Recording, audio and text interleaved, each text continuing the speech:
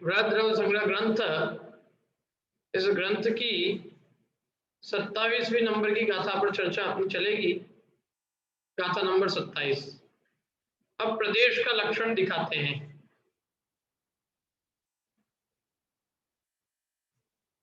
जावदीयम आयासम अविभागी पुग्गलाणु तम कुप्रदेशम जाने सौवानुत्थान दानरिहम। पढ़िए हिंदी इसके पास।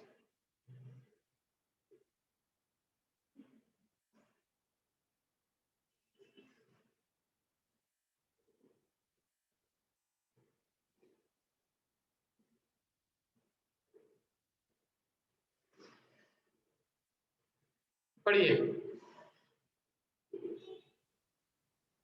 उद्गलनुजितो आकाश रोके सो परदेश विकास सर्व अणु कूदे अवगाह शक्ति ऐसी धारे जुअथाह।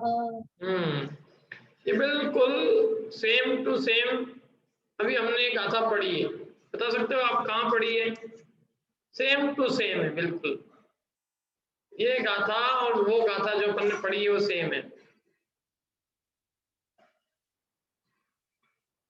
बोलो गाथा बता सकते हो? प्रवचन सार की गाथा है। प्रवचन सार में अपन ने गाथा सेम टू सेम पढ़ी है, ऐसी की ऐसी है। जो इस गाथा का अर्थ है वही वो उस गाथा का अर्थ है। दोनों गाथाओं का अर्थ मिला के देख लेना आप, सेम मिलेगा। गाथा बोल सकते हो, देख के बोल दो भले।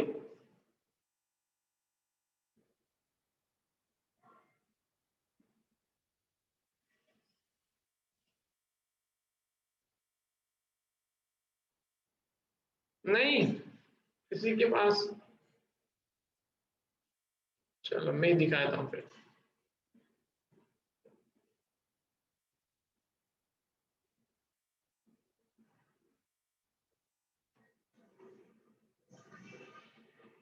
ये देखो, आकाश मणुनिविट्ठम आकाश प्रदेश शरण्या बणिदा सौवे सिंच अणुणम सक्कदितम देदुम अवागासम। 140 नंबर की गाथा है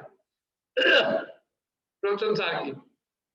आकाश मणुनिविट्ठम आकाश प्रदेश शरण्या बणिदम आकाशम अणुनिविट्ठम अणु निविट्टम जितने प्रदेश को एक अणु घेरता है उसको आकाश प्रदेश शरण्या, उसकी आकाश प्रदेश संज्ञा है। सौवे सिंचाणुनम सर्व अणुओं को सक्कदितम देदुम अवकाशम, वह अवकाश देने में क्या है? समर्थ है। जितने प्रदेश को, जितने क्षेत्र को एक अणु घेरता है, मतलब जितने आकाश को एक अणु घेरता है उसकी आकाश प्रदेश संज्ञा है। देखो, एक परमाणु जितने आकाश में रहता है उतने आकाश को आकाश प्रदेश ऐसे नाम से कहा गया है, और वह समस्त परमाणुओं को अवकाश देने में समर्थ है। ये पढ़ लिया अर्थ गाथा। अब हम इसका पढ़ते हैं रुद्र से। देखो पढ़ो, पढ़ो इन्हें। अन्वयार्थ गाथा भावार्थ 100 गाथा भावार्थ 27 का। जितना आकाश अविभागी पुद्गलाणु से रोका जाता है उसको सब परमाणुओं को स्थान देने में समर्थ प्रदेश जानो। हाँ वही की वही है कि नहीं है? ये सेम टू सेम। क्या? जितने आकाश को एक पुद्गल परमाणु रोकता है उतने को एक प्रदेश जानो, और वो प्रदेश सब परमाणुओं को स्थान देने में समर्थ है। वही है कि अलग है? बताओ। दोनों मतलब दो बातें बताइए, एक तो प्रदेश की परिभाषा और एक प्रदेश की शक्ति। तो प्रदेश की परिभाषा क्या है कि जितना आकाश एक पुद्गलाणु से रोका जाता है, जितना आकाश एक अविभागी जिसका दूसरा विभाग नहीं किया जा सकता ऐसे पुद्गल परमाणु से जितना आकाश रोका जाता है उस आकाश, ये तो गई, उसका नाम है प्रदेश। क्या कहते हैं उसको? प्रदेश। मैंने जितने क्षेत्र को एक सबसे छोटा उद्गल परमाणु घेरता है, जितने क्षेत्र को एक उद्गल परमाणु घेरता है, उतने क्षेत्र को प्रदेश कहते हैं। समझ में आई बात? नहीं आई? अरे जितने क्षेत्र को, जितने आकाश के क्षेत्र को एक उद्गल परमाणु घेरता है, रोकता है, उतने क्षेत्र को क्या कहते हैं? एक आकाश प्रदेश। मैंने एक परमाणु जितनी जगह में रहेगा उसका नाम प्रदेश है, और वो प्रदेश पूरे विश्व के सब परमाणुओं को स्थान देने में समर्थ है। इतनी शक्ति उस एक प्रदेश में कि वो विश्व के समस्त परमाणुओं को स्थान देने में समर्थ है। देखो व्याख्यार्थ। जावदीयम आयासम अविभागी पुग्गल पुग्गलाणु पुट्टदम तमकुपदेशम जाने। हे शिष्य, जितना आकाश विभाग रहित पुद्गल परमाणु से व्याप्त है, उसको स्पष्ट रूप से प्रदेश जानो। क्या नाम है उसका? प्रदेश। जितना आकाश, जितना क्षेत्र एक उद्गल परमाणु से व्याप्त है, उतने क्षेत्र को तुम स्पष्ट रूप से क्या जानो? प्रदेश जानो। और वो प्रदेश कैसा है कि सब परमाणु और सूक्ष्म स्कंदों को अवकाश देने के लिए समर्थ है। समस्त विश्व के जितने परमाणु हैं और विश्व में जितने स्कंद है, सबको स्थान देने में समर्थ है। विश्व के सारे पुद्गलों को स्थान देने में समर्थ है। क्या विश्व में जितने पुद्गल परमाणु हैं और जितने सूक्ष्म रूप से परिणमित पुद्गल स्कंद है, उन सबको स्थान देने के लिए वो आकाश का एक प्रदेश समर्थ है। इस प्रकार की अवगाहन शक्ति जो आकाश में है, इसी हेतु से असंख्यात प्रदेश लोकाकाश में, संख्यात प्रदेश प्रमाण लोकाकाश में अनंतानंत जीव तथा जीवों से भी अनंत गुने पुद्गल अवकाश को प्राप्त होते हैं। ये जो आकाश में अवगाहन शक्ति है ना, इस अवगाहन शक्ति के कारण ही असंख्यात प्रदेशी आकाश में अनंत जीव रह रहे हैं। अब जीव तो आप कह सकते हो कि साहब अमूर्ति के इसलिए रह रहे हो, लेकिन जो मूर्तिक पुद्गल है वो भी इसी आकाश की अवगाहन शक्ति के कारण अनंतानंत रह रहे हैं। बोलो, मैंने कितनी गजब बात है कि ये असंख्यात प्रदेशी लोक में अनंत जीव और उससे भी अनंत गुने पुद्गल रह रहे हैं। जगह जरा सी है और जीव ज्यादा है, पुद्गल उससे भी ज्यादा है। असंख्यात प्रदेश है लोक, एक एक प्रदेश पर एक एक को रखो तो भी जगह कम पड़ेगी अनंत के लिए, लेकिन अनंत रह रहे हैं। क्यों रह रहे हैं? क्योंकि एक एक प्रदेश में अनंत परमाणुओं को स्थान देने की सामर्थ्य है, इसलिए रह रहे हैं। प्रदेश स्थान दे रहा है, प्रदेश कम है लेकिन स्थान बहुत को दिया है। जैसे देखा जाए तो जगत बहुत ज्यादा कंजस्टेड है, गजब कंजस्टेड दुनिया है, लेकिन ऐसे कंजस्टेड होते हुए भी एक में एक दूसरे को बाधा दिए बिना ये अनंत द्रव्य एक साथ रह रहे। अद्भुत। क्या समझ में आया? देखो, हे शिष्य, जितना आकाश विभाग रहित उद्गल परमाणु से व्याप्त है, उसको स्पष्ट रूप से प्रदेश जानो। वह पर प्रदेश कैसा है कि सब परमाणु और सूक्ष्म स्कंदों को अवकाश देने के समर्थ है। इस प्रकार की अवगाहन शक्ति जो आकाश में है, ये जो अवगाहन शक्ति है ना आकाश, इसी हेतु से इस अवगाहन शक्ति के कारण से ही असंख्यात प्रदेश प्रमाण लोकाकाश में, लोकाकाश तो असंख्यात प्रदेश प्रमाण ही है, लोकाकाश में ही है, असंख्यात प्रदेशी लोकाकाश में अनंतानंत जीव तथा उन जीवों से भी अनंत गुने पुद्गल अवकाश को प्राप्त होते हैं। समझ में आया ना? सो ही जीव तथा पुद्गल के विषय में इसके अवकाश देने का सामर्थ्य आगम में कहा है। आगम में भी कहा है, ये जो जीवों और पुद्गलों को अवकाश देने का सामर्थ्य है इस आकाश में, आकाश के एक प्रदेश में, वो आगम में भी कहा है। क्या कहा है आगम में? देखो, एक गाथा दिया है यहाँ पे। एक निगोद शरीरे जीवादवपमाण दो दिट्ठा सिद्धे अनंत गुणा संवेण उगाण गाण ऋचिदो पगल कायम संवदो लोगो सुमे बादले दत्तानते विवीयम। क्या कह रहे? देखो, ये जो ये जो लोक है असंख्यात प्रदेशी लोकाकाश, इस असंख्यात प्रदेशी लोकाकाश में अनंत जीव और जीवों से भी अनंत गुने पुद्गल अवकाश को प्राप्त हो रहे हैं।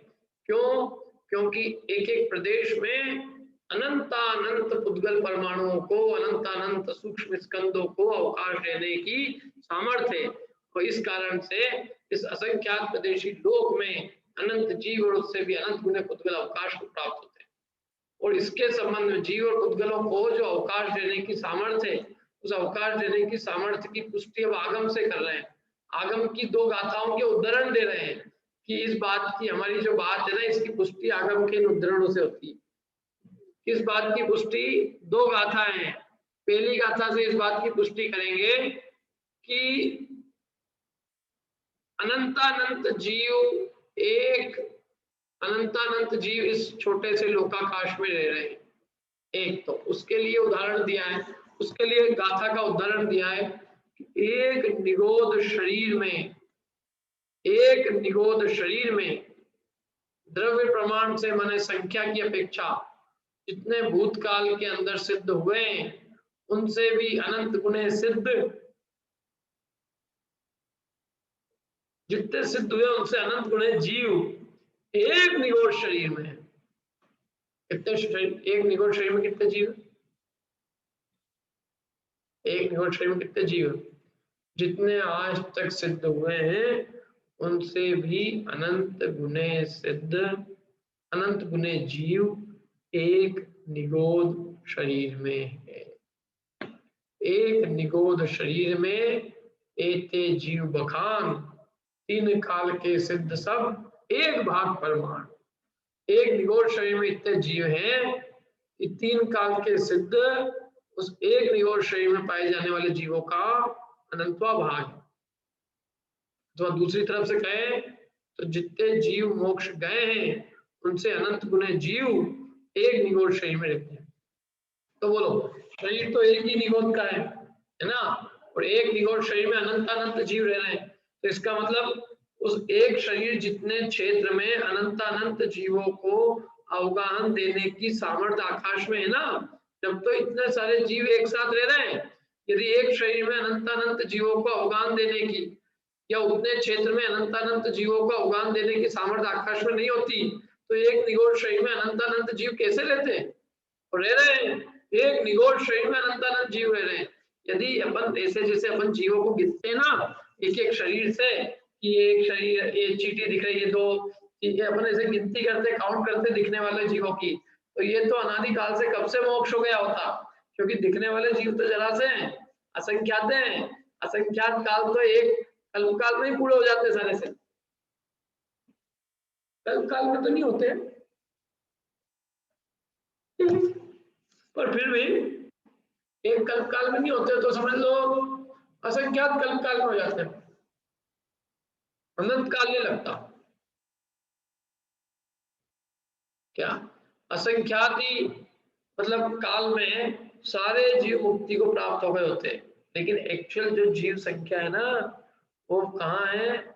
वो तो वास्तव में निगोद में है, निगोद में। क्या वास्तविक जीव राशि तो निगोद में भरी है, यहाँ तो कुछ है ही नहीं। जो यहाँ के जो जीव देखो, हर 6 महीने में 6 महीने 8 समय में 608 जीव जा रहे हैं।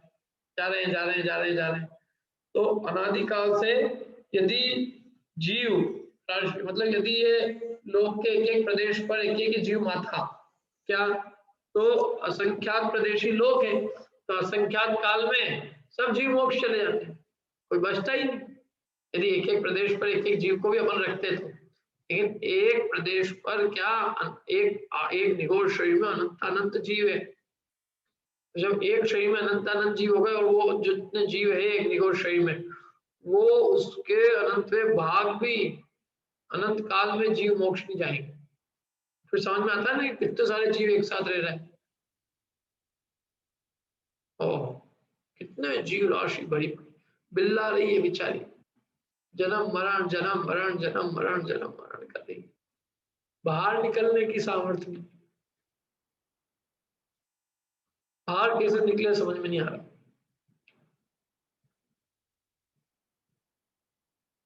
क्या वही जन्म मरण कर रही है। और कितनी तो ऐसी है जो वही जन्म मरण करती रहेगी, कभी निगोद से ही नहीं निकली। बोलो कितनी खतरनाक बात नहीं है। ऐसी बहुराशि है निगोद में पाए जाने वाले जीवों का, जो बहुभाग है वो कभी निगोद से ही नहीं निकले। जीव राशि है, हमारे आपके जैसे जीव हैं, लेकिन कभी निगोद से ही नहीं निकलेंगे। इतनी जीव राशि है, इतनी जीव राशि है, इस संसार में कोई था ही नहीं है। इस असंख्यात प्रदेशी लोक में अनंत अनंत जीव राशि है। उसका एक उदाहरण गाथा दी उन्होंने आचार्य ने स्वयं। क्या कि एक निगोद शरीर में द्रव्य की संख्या की अपेक्षा देखो तो भूतकाल के सिद्धों से अनंत गुने जीव हैं। इतने जीव हैं एक निगोद शरीर। अच्छा, अनंत काल बाद ये प्रश्न थोड़ा चेंज हो जाएगा। थोड़े सिद्धों से अनंत गुने जीव की जगह सिद्धों से थोड़े कम जीव रहेंगे, मतलब सिद्धों से अनंत गुने नहीं रहेंगे, क्योंकि देखो सिद्ध बनते जा रहे हैं, सिद्धों की संख्या बढ़ती जा रही है, तो बढ़ती बढ़ती बढ़ती बढ़ती ये हो सकता है ना, एक निगोद शरीर में जितने जीव होंगे उससे कुछ गुना ही सिद्ध, एक निगोद शरीर में जितने जीव रहेंगे वो सिद्धों से अनंत गुने होने की जगह कुछ कम गुणे हो जाएंगे। क्यों? क्योंकि निगोद शरीर तो निगोदिया जो जीव है वो कम हो रहे हैं, सिद्ध बढ़ रहे हैं, तो प्रोपोर्शन चेंज होगा कि नहीं होगा? नहीं आया मेरा प्रश्न? देखो एक निगोद शरीर में जितने जीव पाए जाते हैं वे सिद्धों से कितने हैं? अनंत गुना। अब ये आज प्रपोर्शन ये है सिद्धों से अनंत गुना। अब सिद्ध बढ़ते जाए बढ़ते जाए बढ़ते जाए, तो बढ़ते बढ़ते क्या कभी वो निगोद के बराबर हो सकते हैं? संख्यात गुने हो सकते हैं। सिद्ध भगवान बढ़ते बढ़ते निगोद से असंख्यात गुने, अभी तो अनंत गुने निगोद से, सॉरी अभी अनंत भाग है निगोद का, तो अनंत भाग न देखे कभी सिद्ध भगवान असंख्यात भाग ही रह जाए। क्या यूं कहें निगोदिया जीव सिद्धों से असंख्यात भाग ही रहे, अनंत गुना न रह के अनंत असंख्यात गुना ही हो जाए? ऐसा संभव है? क्या कोई ऐसा दिन संभव है भविष्य में कि जब निगोद राशि घटती घटती और सिद्ध राशि बढ़ती बढ़ती बढ़ती बढ़ती बढ़ती ऐसा हो जाए, जैसा हो जाए कि निगोद जीव राशि सिद्धों से अनंत गुने की जगह सिद्धों से असंख्यात गुनी रह जाए? ऐसा क्या कभी हो सकता है? ये मेरा प्रश्न है। इसका उत्तर बहुत सरल है, हाँ या ना, दो में देना है।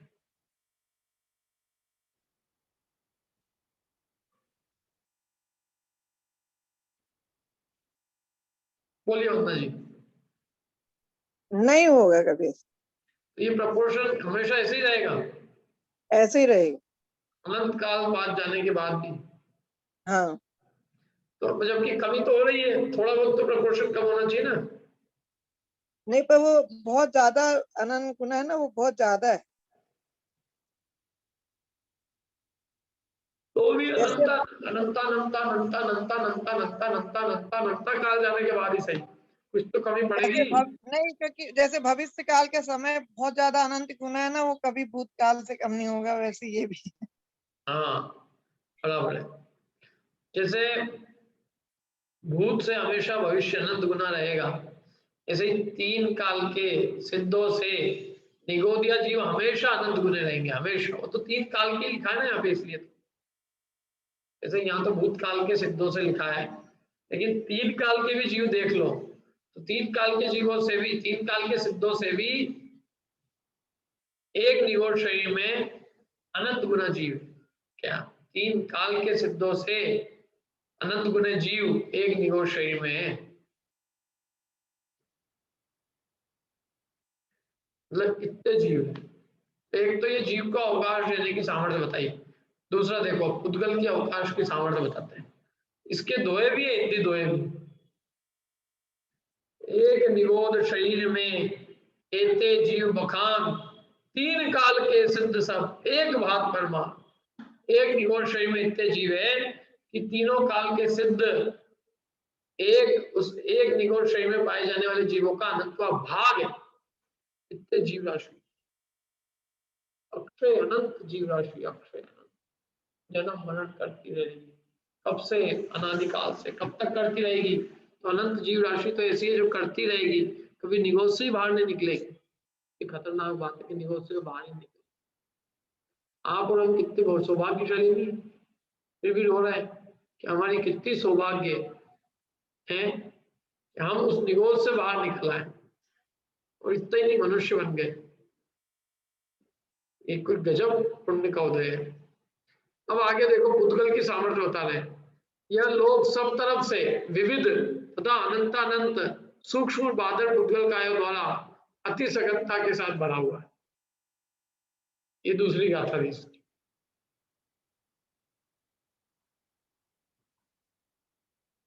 ओ गाढ़ गाढ़ निचिदो पुद्गल कायम सबवदो लोगो सुमई बादरेयं अनंतानंते विविधेयं।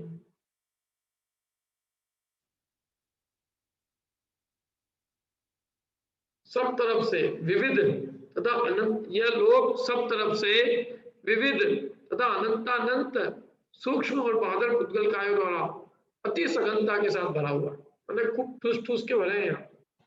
कॉम्पैक्ट होके इस विश्व में पुद्गल रह रहे हैं, भरे पड़े हैं। कितने हैं? सब अनंतानंत पुद्गल, अनंतानंत है, अनंत अनंत। और कैसे हैं? अनेक प्रकार के अनंतानंत और सूक्ष्म है, कुछ कुछ बादल है। तो सूक्ष्म और बादल पुद्गल कायों के द्वारा ये लोक सघनता के साथ भरा हुआ है। बात समझ में?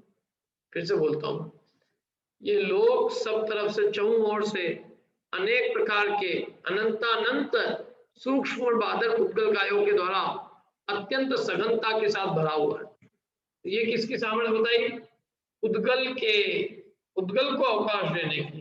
कि जीव को तो देता ही है आकाश, लेकिन कोई कह सकता है जीव तो अमूर्तिक है इसलिए उसको देने में कोई दिक्कत नहीं है, क्योंकि अमूर्तिक किसी एक दूसरे को बाधा देते नहीं है। लेकिन मजा तो इसमें है कि मूर्त उद्गल को कैसे दे रहा है, तो पहले वो भी दे रहा है। ये भी गजब बात है कि इस लोक में अनंतानंत सूक्ष्म और बादल उद्गल भी लोक में अत्यंत सघनता के साथ भरे हुए हैं। बोलो, अपन जहाँ रह रहे हैं वहां अनंतानंत उद्गल परमाणु भी नहीं रहे, मतलब ये सबको स्थान दे रहा है और अत्यंत सघनता के साथ, अत्यंत जैसे कोई कॉम्पैक्ट रीति के साथ इस विश्व में अनंतानंत सूक्ष्म जीव, ये अनंतानंत सूक्ष्म पुद्गल का है और अनंतानंत बादल का है, ये सब भरे पड़े। समझ में आई बात? तो इस प्रकार से ये पुद्गल की भी आकाश में, मतलब आकाश में पुद्गल को अवकाश देने की सामर्थ्य भी बताई।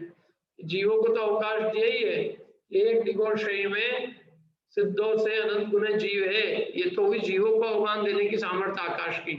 और अब दूसरी पंक्ति में ये लोक सब तरफ से अनेक प्रकार के तथा अनंतानंत सूक्ष्म और बादल पुद्गल कायों के द्वारा अत्यंत सघनता के साथ भरा हुआ है। तो इस गाथा के द्वारा आकाश में पुद्गलों को अवकाश देने की सामर्थ्य बताई।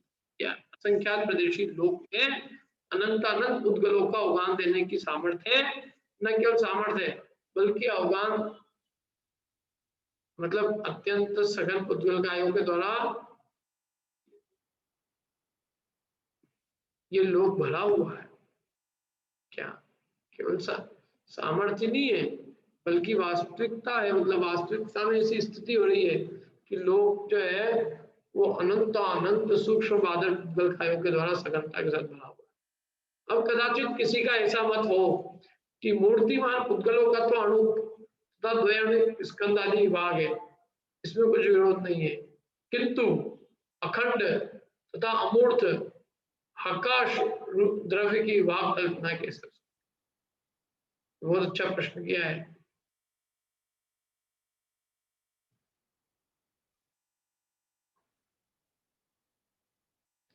क्या कहा कि मूर्तिमान पुद्गलों का तो अणु और द्वैणिक स्कंद आदि जो विभाग है इसमें कुछ विरोध नहीं, परंतु अखंड तथा अमूर्त आकाश, उसमें अमूर्त तथा अखंड आकाश द्रव्य की मूर्त आकाश द्रव्य की विभाग कल्पना कैसे हो सकती, यही बात समझ। एक ही प्रवचन सार में भी प्रश्न किया है कि भाई हमें ये समझ में आता है कि देखो आकाश है एक, जैसे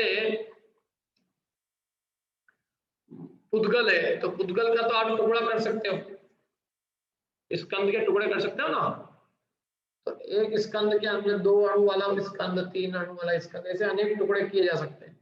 लेकिन जो अखंड एक द्रव्य, जैसे परमाणु का भेद किया जा सकता है क्या, परमाणु में विभाग किया जा सकता है, नहीं कर सकते ना, लेकिन स्कंद के अंदर विभाग कर सकते हैं कि नहीं, कर सकते हैं। तो स्कंद क्या है, विभागीय है, इसलिए मतलब उसमें विभाग किया जा सकता है, लेकिन अखंड एक परमाणु में विभाग नहीं किया जा सकता। तो जैसे अखंड एक परमाणु द्रव्य का विभाग नहीं किया जा सकता, ऐसे ही अखंड और अमूर्त जो आकाश है उसका भी विभाग, उसमें विभाग कैसे हो सकता है, उसके अंदर विभाग कल्पना कैसे हो सकती है। तो कह रहे हैं कि शंका ठीक नहीं है। क्यों नहीं है, मतलब आकाश के अंदर ऐसा 2 विभाग कैसे कर दिया आपने, कौन से 2 विभाग किया पिताजी मालूम आपको, कौन से बताओ। लोकाकाश और अलोकाकाश। हाँ, ये लोक और अलोक की विभाग कल्पना कैसे हो सकती है, क्योंकि आकाश तो एक अखंड द्रव्य है, कोई पुद्गल परमाणु जैसा पुद्गल का स्कंद तो है नहीं कि स्कंद के टुकड़े कर दो, आकाश के तो कोई टुकड़े होते नहीं, आकाश तो एक अखंड द्रव्य है, तो उसमें लोक और अलोक की विभाग कल्पना कैसे हो सकती है, ये शंका है। अभी शंका का उत्तर, क्योंकि राग आदि उपाधियों से रहित स्वसंवेदन प्रत्यक्ष भावना से उत्पन्न जो सुखरूप अमृत रस है उसके आस्वाद से तृप्त ऐसे मुनि युगल 2 मुनियों के रहने का स्थान है।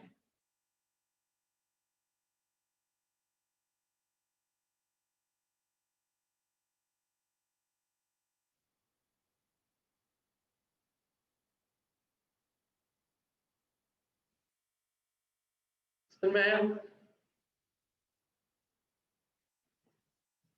क्योंकि राग आदि उपाधियों से रहित स्वसंवेदन प्रत्यक्ष भावना से उत्पन्न जो सुखरूप अमृत रस है उसके आस्वादन से तृप्त ऐसे मुनि युगल 2 मुनियों के रहने का स्थान एक है कि अनेक, प्रश्न मेरा एक।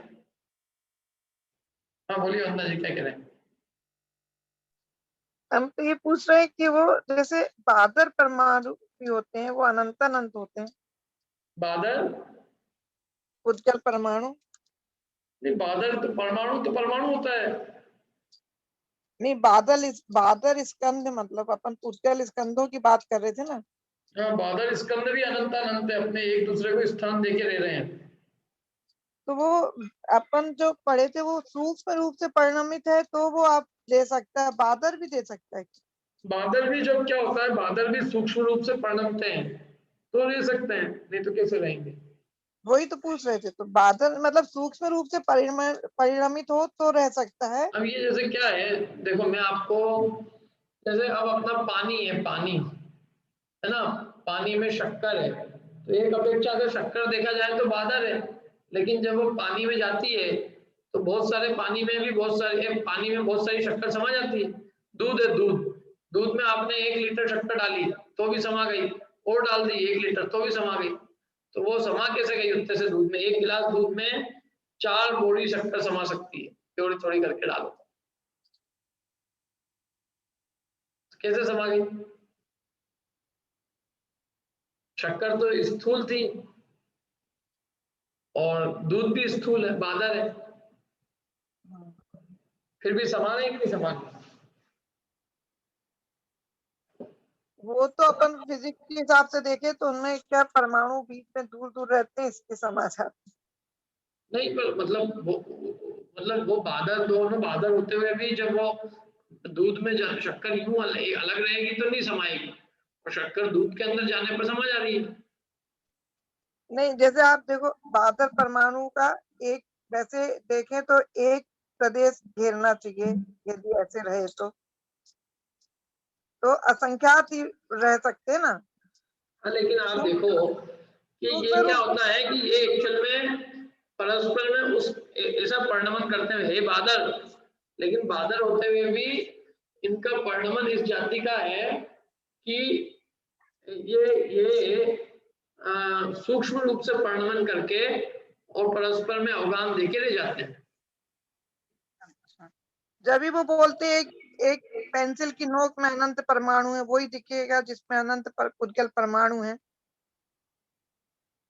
उद्गल में भी हाँ वही क्या टिके, वही क्या होगा, वही दिखता है, चाक्षुष वही होता है ना जो हाँ अनंत चाक्षुष, परमाणु। बराबर, जो अनंत उद्गल परमाणु का स्कंद होता है वही चाक्षुष होता है। वो सब है बादल, लेकिन वो बादल होने पर भी सूक्ष्म रूप पर्ण में जब तो बादल दिख रहा है वो।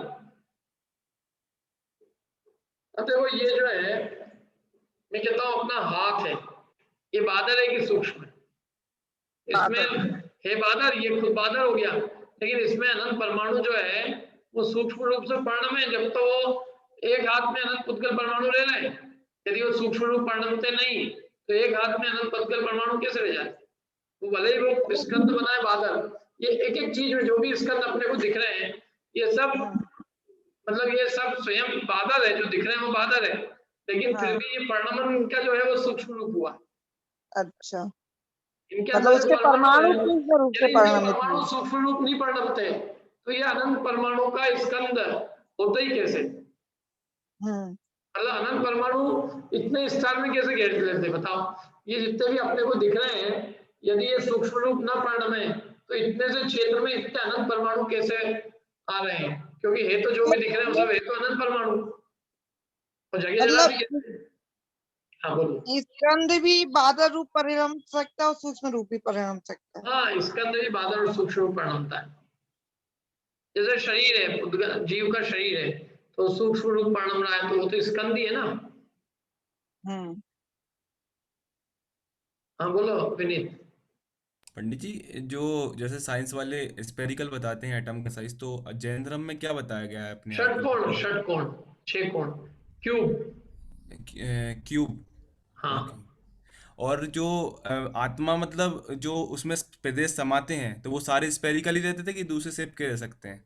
मतलब षटकोण ही रह सकते हैं कि अलग अलग शेप के रह सकते हैं, जो उस एक आकाश के प्रदेश में बाकी मतलब समाते हैं परमाणुओं के प्रदेश, जैसे जीव द्रव्य के, पुद्गल द्रव्य के, तो ये क्या इस षटकोण ये भी होते हैं?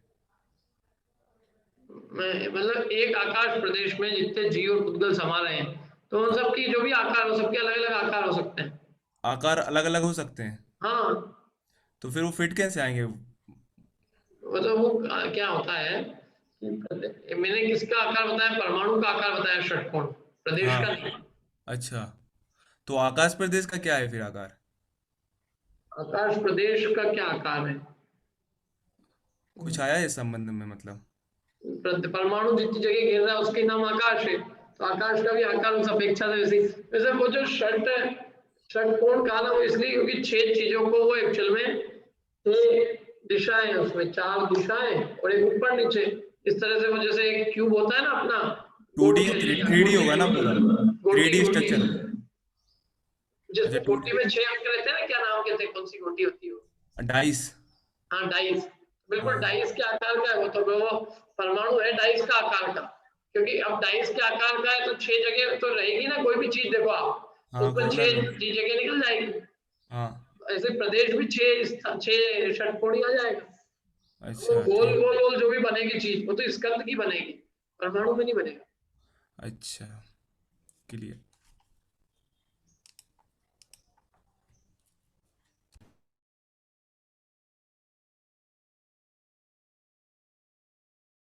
हाँ अब क्या प्रश्न पूछा है कि भाई ये आकाश में विभाग कल्पना कैसे हो सकती है? आकाश तो एक अखंड एक द्रव्य है, क्या उसमें लोकाकाश और अलोकाकाश ऐसी विभाग कल्पना कैसे की जा सकती है? तो उसका उत्तर दे रहे थे कि 2 मुनिराज है, राग आदि उपाधियों से रहित, स्वसंवेदन प्रत्यक्ष भावना से उत्पन्न, जो सुखरूप अमृत रस है उसके आस्वादन से तृप्त, ऐसे मुनि युगल है 2 मुनियों। तो 2 मुनियों के रहने का स्थान एक ही है कि अनेक है? तो 2 मुनि एक ही स्थान पे रह रहे हैं कि अनेक स्थान पे रह रहे हैं?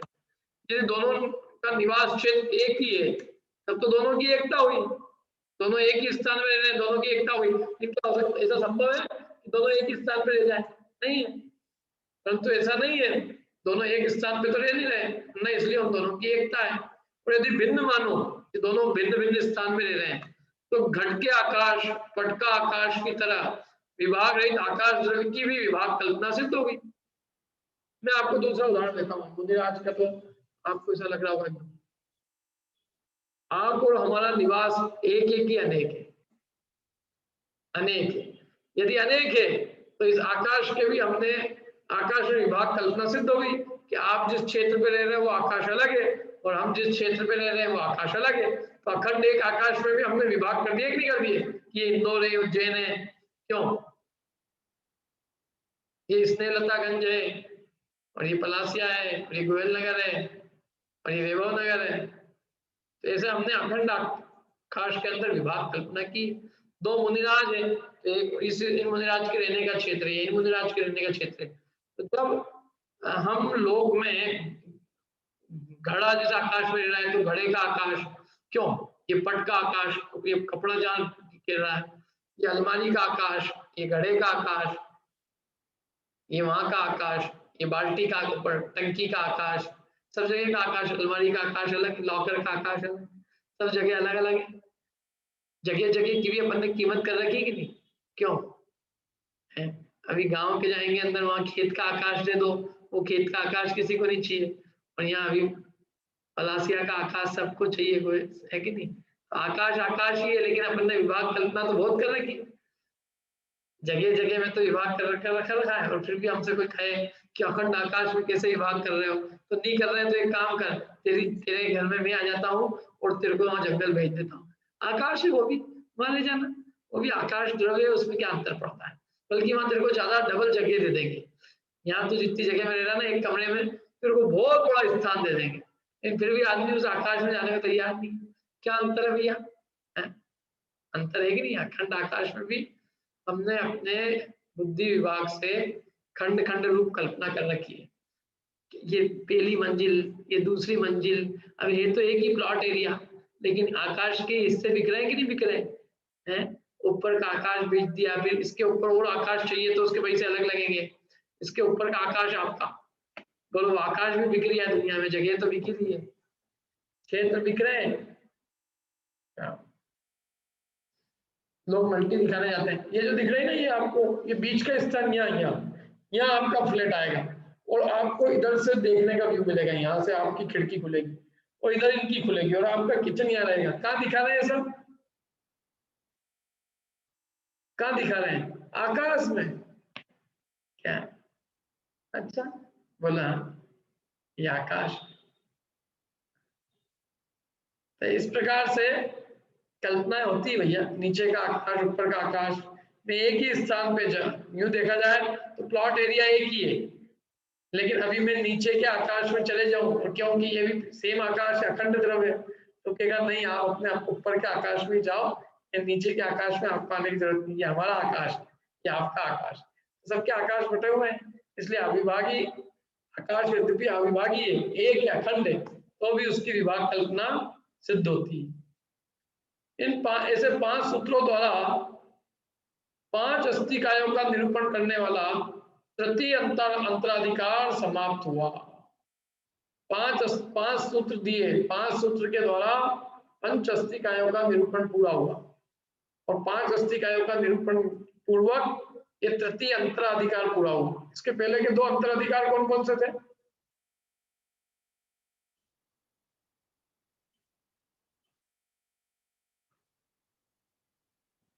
इसके पहले के 2 अंतराधिकार, सबसे पहला जीवाधिकार, जीव अधिकार नाम का अंतराधिकार था। फिर दूसरा था अजीव अधिकार, अजीव अधिकार नाम का दूसरा अंतराधिकार था। और तीसरा है ये पंचास्तिकाय का निरूपण करने वाला तीसरा अंतराधिकार हुआ। ऐसे 3 अंतराधिकार है ये। पहले अंतराधिकार में कितनी गाथाएं थी? जीवाधिकार में कितनी गाथाएं थी?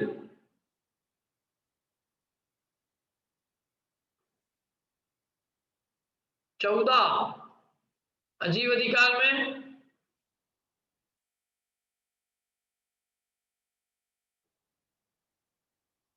अजीव अधिकार में कितनी गाथाएं थी?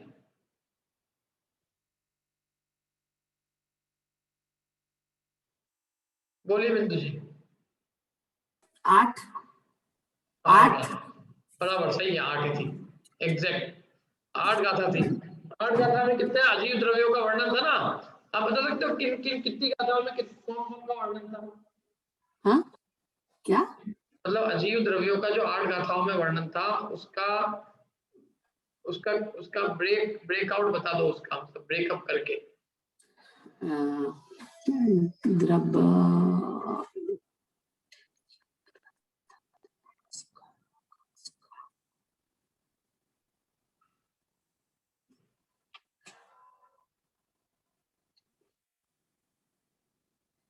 आखिरी का बता सकती। काल द्रव्य में दो गाथाओं में काल द्रव्य का वर्णन था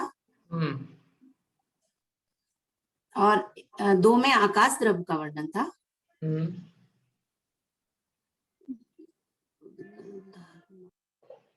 देखो और कोई, देखो धर्म और अधर्म का एक गाथा में, और पुद्गल, आकाश और काल, इन तीनों का 2 गाथाओं में, बराबर है। बोलिए ममता जी। वही बता रही थी मैं कि पुद्गल का 2 में और धर्म अधर्म का 1 में और आकाश का 2 में और काल का 2 में। बहुत बढ़िया, बहुत बढ़िया। आपकी आवाज बहुत दिनों बाद सुनने में आई ममता जी। तो ये है पुद्गल, आकाश और काल, इन तीनों का 2 गाथाओं में, और धर्म अधर्म द्रव्य का 1 गाथा में, ऐसे 8 गाथाओं में अजीव द्रव्य का निरूपण किया, और 5 गाथाओं में पंचास्तिकाय का निरूपण किया। कितनी गाथाओं में? 5 गाथाओं में। तो 5 गाथाओं का बता सकते हो 5 गाथाओं में क्या क्या वर्णन है? पहली गाथा में किसका किस बात का वर्णन किया, दूसरी गाथा में किसका, तीसरी गाथा में किसका, चौथी गाथा में किस बात का, पांचवी गाथा में किस बात का निरूपण किया?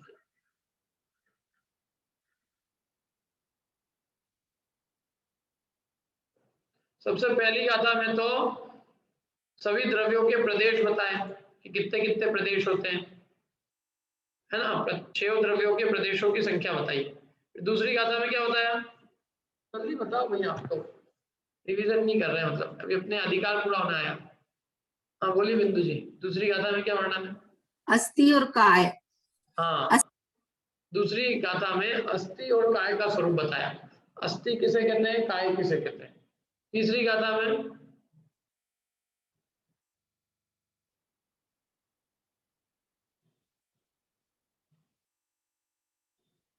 बोलो विनीत, प्रदेशों की संख्या बताइए।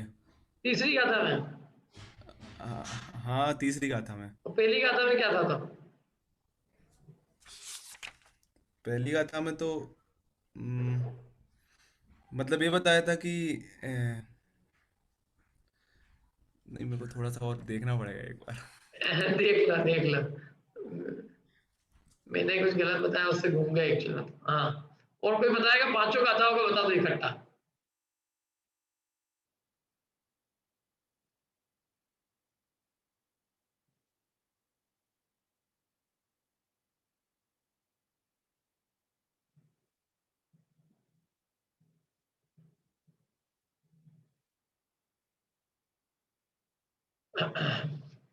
मतलब अभी आज आपकी आवाज नहीं आई।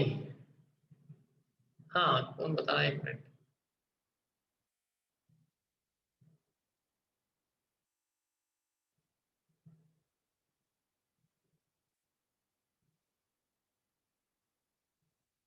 पांच गाथाओं में किन किन बातों का वर्णन है?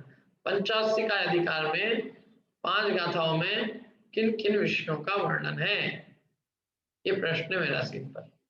हाँ बोलिए दीप्ति जी,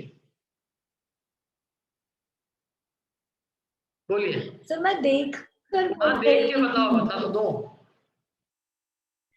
पंचास्ति का वर्णन, फिर अस्तित्व और कायत्व का वर्णन, द्रव्यों के प्रदूष काल के अकायत्व का वर्णन, और आखिरी पुद्गल में परमाणु के 4 से कायत्व है यह कथन प्रदेश का लक्षण। हाँ ठीक है, देखो मेरी गलती थी। पहली गाथा में बेसिकली ये बताया है कि कौन कौन काय है और कौन कौन अकाय है, बराबर है। पहली गाथा में कौन द्रव्य काय है और कौन अकाय है। दीप्ति जी में गलत हो तो सही कर देना, कोई भी सही कर देना। पहली गाथा में काय कौन द्रव्य और अकाय कौन से द्रव्य बताया है। दूसरी गाथा में काय का और अस्थि का लक्षण बताया है, और तीसरी गाथा में 6 द्रव्यों के प्रदेशों की संख्या बताइए। फिर चौथी गाथा में काल के एक प्रदेशी होने का समर्थन किया है, काल एक प्रदेशी बहुप्रदेशी नहीं, ठीक है। और अंतिम गाथा में आकाश के एक प्रदेश की परिभाषा और वो प्रदेश सब परमाणुओं को स्थान देने में समर्थ है, ये बात बताई। ऐसे 5 गाथाओं में अस्थि काय का वर्णन किया। और इसके पहले जो है 8 गाथाओं में अजीवाधिकार किया था और इसके पहले 14 गाथाओं में जीवाधिकार था। 14 गाथाओं में जो जीवाधिकार था उसमें 12 गाथाओं में तो 9 अधिकारों द्वारा जीव का वर्णन था और उसके 12 के अलावा कितनी बची? 2। तो एक में मंगलाचरण था और एक में उन 9 अधिकारों के नाम थे। तो 9 अधिकारों के जो नाम है, 9 अधिकारों का 12 गाथाओं में वर्णन किया था। उसमें जो है 2 चीजों का 2-2 गाथाओं में वर्णन किया। 2 चीजों का, एक तो उपयोग का और एक उपयोग का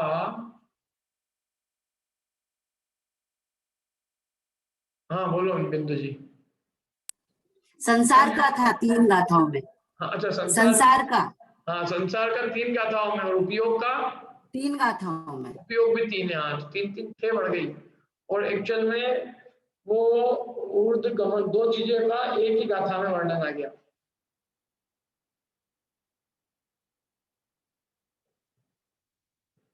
सिद्ध और ऊर्ध्वगमन स्वभावी, सिद्ध और ऊर्ध्वगमन स्वभावी दोनों एक ही गाथा में आ गए।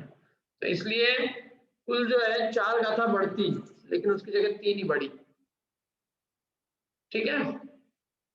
सिद्ध और ऊर्ध्वगमन स्वभाव का एक गाथा में, तो इसलिए एक बच गई उसकी और इधर 2-2 बढ़ गई दोनों की। एक इसकी बढ़ गई संसारी की और एक उपयोग की बढ़ गई, तो 2-2 बढ़ गई और तो इफेक्टिव 3 बढ़ी क्योंकि एक उसमें से कम हो गई, सिद्ध और ऊर्ध्वगमन स्वभाव की एक ही गाथा में से। तो 3 गाथा बढ़ी 9 अधिकारों के अंदर, तो 9 और 3 12 गाथा है। एक में मंगलाचरण, एक में उन 9 अधिकारों के नाम। ऐसे 14 गाथाओं में जीवाधिकार का निरूपण है, 8 गाथाओं में अजीव अधिकार का और इन 5 गाथाओं में अस्थि काय का निरूपण है। ऐसे 27 गाथाओं में ये पूरा 3 अंतराधिकार के द्वारा पहला अधिकार समाप्त हो गया। देखो क्या लिखा है, इति श्री नेमिचंद सिद्धांति देव विरचित द्रव्य संग्रह से श्री ब्रह्मदेव निर्मित संस्कृत टीकाया जयपुर निवासी शास्त्री इति उपाधि धारक श्री जवाहरलाल दिगंबर जैन प्रणीत भाषानुवादे नमस्कार आदि सप्तविंशति गाथा वीर अंतराधिकार त्रय समुदाय षड द्रव्य 85 का प्रतिपादक नामा प्रथमो अंतराधिकार समाप्त। क्या कह रहे?